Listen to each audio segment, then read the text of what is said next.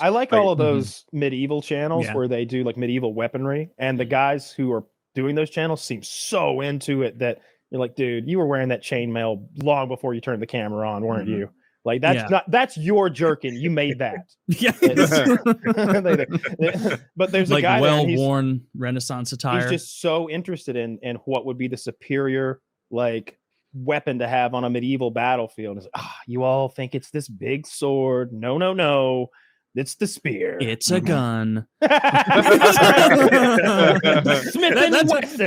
a great channel for like ancient history. It's like we're comparing every ancient weapon to the gun, and like and every single lineup. It's like you remember that show Deadliest Warrior in like 2004, where it'd be like the samurai, the Celtic warrior, whatever. Who wins? And it was like this bullshit where like some fake scientist would be like, data scientist here. It turns out the Celts, we're putting 10 points out of 15 in their stamina because they can drink a lot, I guess. And that's like the level of sophistication. And then they would do a dramatization at the end where it was like 5 people dressed up in a Halloween store quality like Roman gladiator outfit, and they'd be going up against people in an equal quality of like a Chinese, ninja warrior, and it would like say like, oh, final score.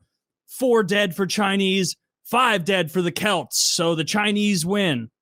Do that, but with guns. So it's basically Goku versus Superman. It's Goku versus Superman, but I add an interesting layer because it's not obviously if you go 5 Navy SEALs versus 5 Roman gladiators, the Navy SEALs are going to win. It's going to be what is the amount of gladiators needed to eliminate 5 SEALs in a Coliseum atmosphere. How about 1 Navy SEAL, 2 AA-12s, 100 Centurions, and a sit and spin, and just watch him like. I bet it would take more than 100 dudes because you have to factor in that like you gotta reload. In this scenario, the Romans are going to have like there's going to be like a solid minute where the Romans are so afraid because they think it's like a thing from the Lord. So you have to like equate that in because they won't know how to anticipate it. So it's. I bet it would take 150. Or do you pick off individuals? It's not going to matter. They're going to come kill you. Is there elevation at play? Like they're fast. No, they're running at you. Like you're giving them a lot of bravery. The Coliseum they're dropping off like flies. It's their job. Ranged weapons. It's what they came there to do. I've come to do things before and said, this seems like a bad idea. I bet you show up with some Romans. Fucking like, I don't think they're running away from the guy with the loud stick that killed 30 of them. They're like only 30. 30,000 were lost in the wars in Angola. Forward! Well, I said 100 on purpose. I needed them to like cut down some numbers, right? We should see good. They get the catapult out. Like they wouldn't care. You're right. After they figured out, like, he can only kill one of us magically at a distance at once, and then it's like that scene from Rick and Morty where he like. But look, we're talking about it. They're saying so it's a good idea. That Deadliest Warrior show was such a crack of shit. I met the guy who, one of the guys who produces that show, because he wanted to talk about doing a thing, and he was such a like bullshitter, such a liar that I didn't want to work with him. He showed up really late to the meeting. We were at a bar and a hotel in LA, and he shows up to the meeting like very fat, slovenly looking guy, and which I don't know, he wasn't dressed well, and he doesn't look like a deadly warrior. No, he didn't at all. But he's at a business meeting. The Deadliest Warrior, heart disease. He's trying to get me to come do a thing with him. And his excuse for being late was that he had like saved a woman from a purse snatching or something, like a carjacking, purse snatching type situation. Like it was this guy was trying to drag her out of a car, and I was like, "Hey!" And he saw me, and he took off. And I comforted her real quick, and asked if she needed me. And I'm sitting there like, you're a liar. you stopped for a chili dog. It's on your shirt. Say you slept in, man. It's okay. He made up a story about fighting crime on the way to the meeting. He was probably intimidated. He was like, damn, I've been LARPing as a Deadliest Warrior expert, and here I am going to meet a real Russian warrior. Face to face with fucking Spetsnaz. It's just yeah. So have you guys seen this show? I think it's called Northwood's Law. And I watched like 2 episodes of this thing, and it's about like the fish and game wardens of like New Hampshire. And it's interesting because I watched 2 episodes and nothing happened. Like it's a literal show where nothing of value happens. And then I go, this had to have been canceled in the first like 3 episodes. It has 16 seasons. Jesus Christ. It's so long running. It's insane. So like in one of the episodes, one guy, he tickets a family that's fishing. These with like an 8-year-old. They're fishing in front of their house. And he's like, well, you don't have a fishing license. You know, that is not okay. You know, you can't be out here fishing. We got, we put them in there and you can't like, and this is the entire, like, there's an arc. There's an arc to this. First, he has the binoculars in the woods. It's like, I saw you fishing. I've been here for 3 hours watching you guys fish. You can't say you weren't fishing.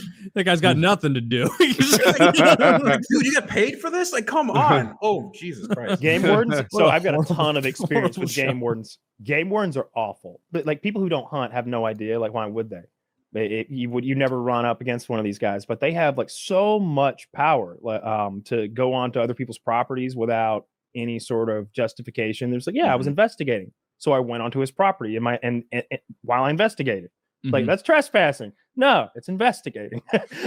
They're just out there like walking around on your land in hunting season, not wearing orange, trying to catch hunters up to no good. And when they catch a hunter, they take his truck, his guns and stuff, like $50,000 to $100,000 for the shit, plus fines and maybe even jail time. It's a scary job, if you ask me. You're telling me you're going to corner a hillbilly in the woods, tell him, come on out of that tree. I'm going to take your truck and your guns away. Yeah, that gun you got there, that big one. Yeah, give it to me. I'm taking it away.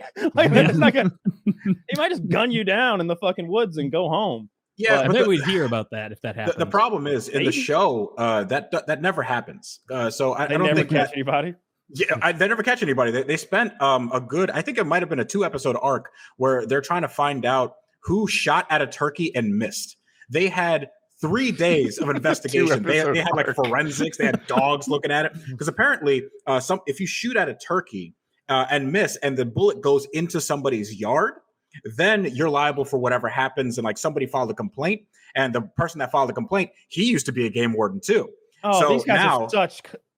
It was nuts, and they had like there's 2 hunters that were like completely they followed everything to the letter of the law, right? And they called them in. They said, "Oh, you're gonna have to come in. You know, you might have been hunting illegally," and they were like, "No, we weren't. You know, we'll come in and tell you everything we did." They're super straightforward, forthcoming rather, and they ended up like taking like revoking their hunting licenses for like a year because they shot at a turkey and missed. It's such a bullshit show, but I love watching it because it's like.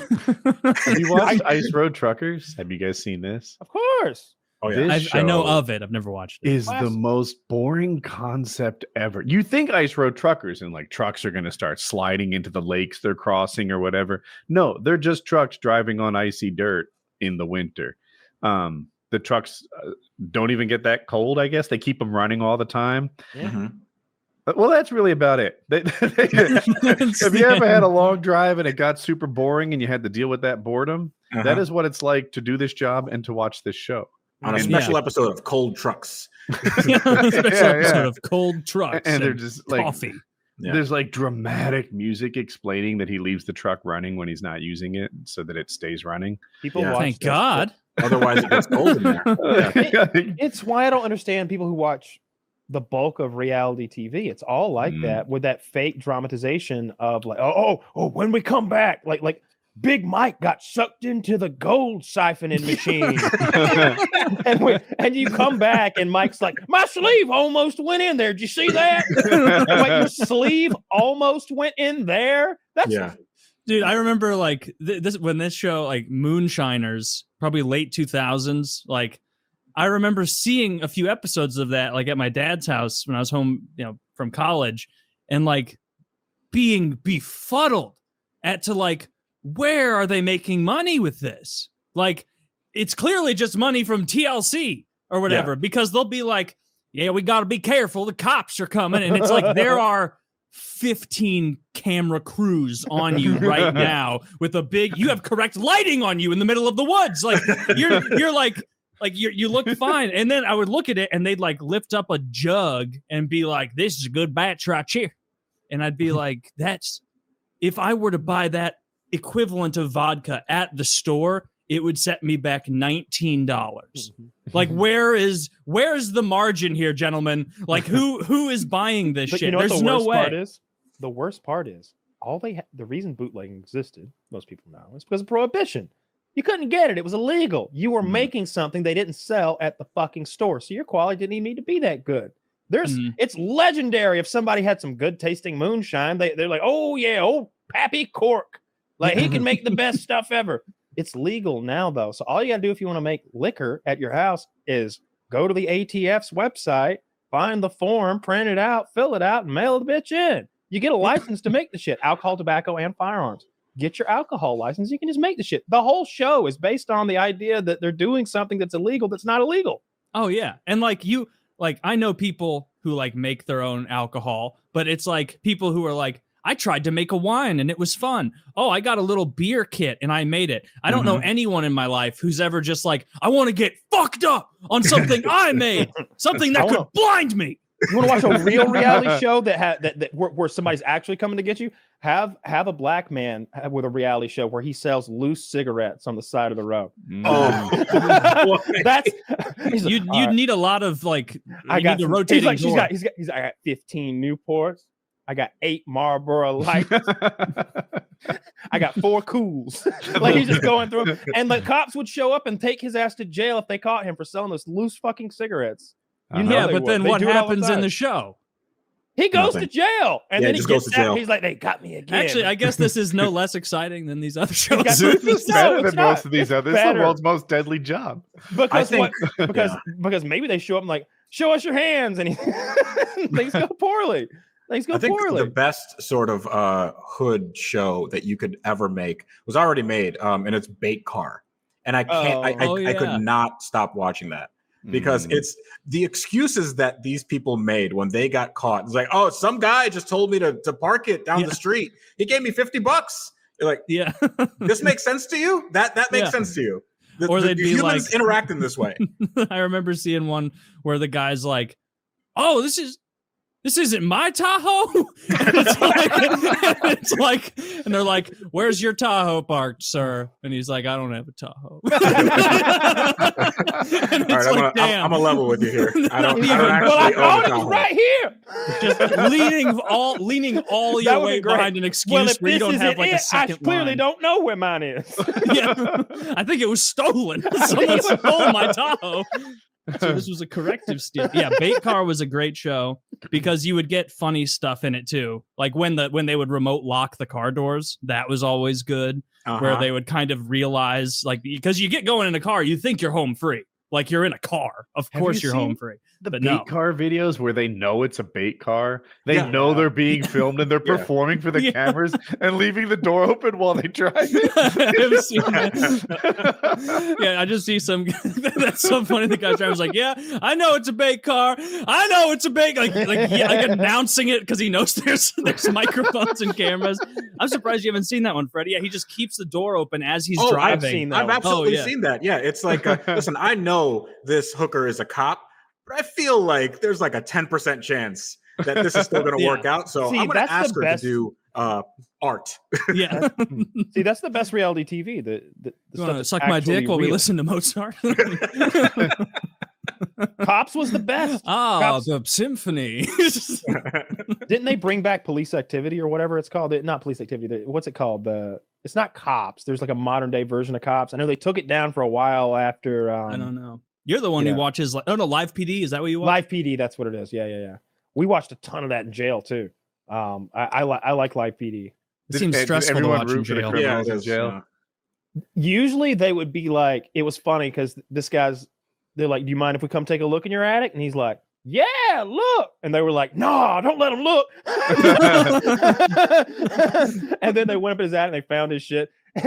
and the guy next to me was like, you see, I told you never let him in. Dude, for all those convicts in there, it's like you're watching a scary movie. You're like, no, don't let him in. Don't agree.